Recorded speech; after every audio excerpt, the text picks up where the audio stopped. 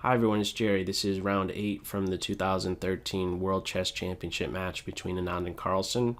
Going into this round, Carlsen has a 4.5 to 2.5 lead over Anand, and Carlsen with the white pieces in this one opens with e4.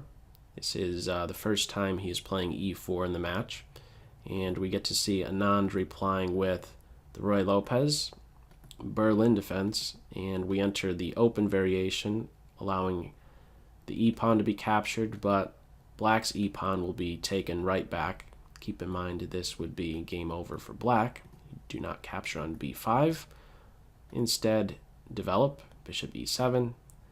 The bishop returns to a perfect square on f1. It's on the back rank, but you could say that it is still developed in some sense since the rook is contributing on the open file. The knights are exchanged. Castles, d4, not a whole lot going on, especially with symmetrical pawn structure. As we will soon see, it is completely symmetrical on the queen side. So d4 prepares to develop. The rook is chased back, not a better square than e1 anywhere else. Could be kicked around in some way.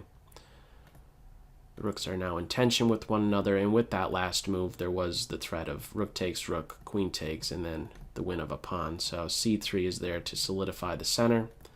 The rooks are exchanged. The knight now retreats so that black can establish a pawn in the center. And there is also another idea tied in with this move, as we will soon see, and it involves exchanging black's bishop on c8 for the one on f1.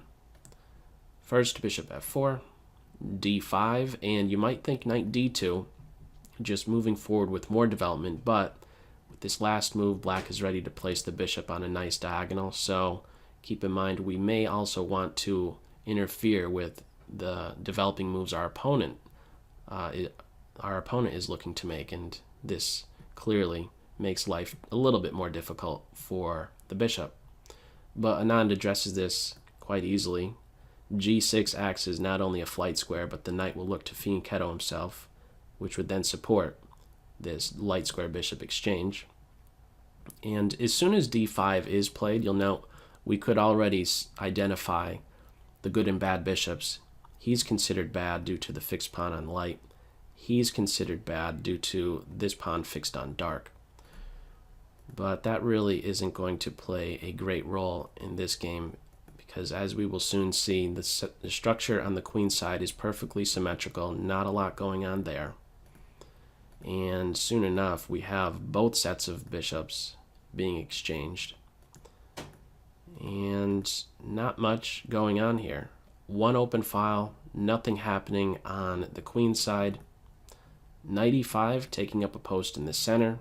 The rook gets on an open file. The queen returns home, and there is just a little bit of caution needed by the black side here. Knight g7 is played, and queen takes rook was the follow-up. Keep in mind, knight f6, while tempting, would be a serious blunder because of the reply queen takes knight. And if queen takes queen, this is game over. Black would win, but you don't throw in this check, at least right now. You first capture, and before you know it, we end up in a position where it is stripped to simply the kings and the pawns, and soon enough, with the insertion of b4 and b5, the queen side is officially locked down. No progress will be made. There's no way for either king to penetrate on the queen side. Maybe there's some hope over here on the king side, however. King f7, h3, h6, and as soon as h4 is played, that's the big tell that this game will turn out to be a draw. After the follow-up h5, now it is both sides of the board that are locked up. There's no way to proceed. No entry points for either king, and it is at this point that a draw is agreed. So keep in mind, Carlsen at this stage in the match doesn't need to do a whole lot.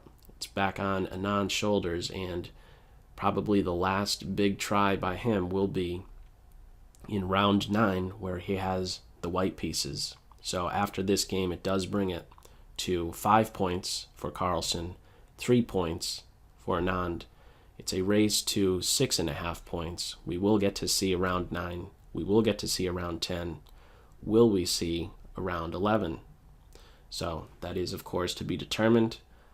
That is all for this video, and as always, I hope you got something out of it. Take care. Bye.